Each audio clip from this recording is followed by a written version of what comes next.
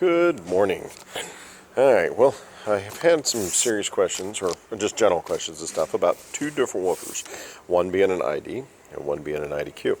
And this question comes up a lot. People always ask, well, how can I tell the difference between an ID and an iDQ? You know, if I'm buying it used, so how would I be able to see it? Okay, well, there are two primary things here.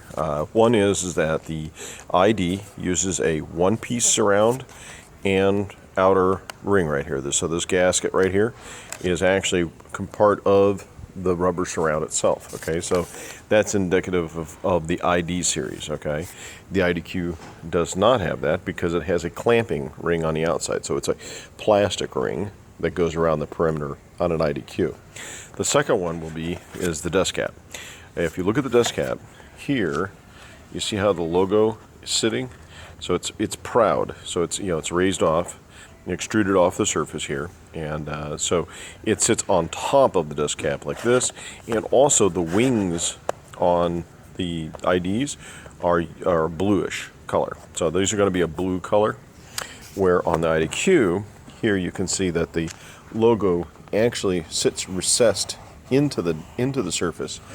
With a line around the perimeter. Okay, these wings will be a green color between those two. So those are your primary two things, and so it's very simple to, if you're looking at them, you go, okay, well, let's see, it's got a one-piece surround, logos on the surface, ID,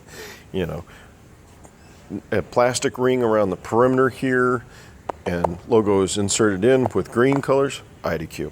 So that's going to cover, by the way, this is going to cover V3s and V4s and both the IDs and the iDQs. So I hope that helps a little bit for identification of a driver. If it's unknown, other than pulling it out of the box and looking at the backside to find out exactly what it is, this is one way you can identify two generations of IDs and iDQs.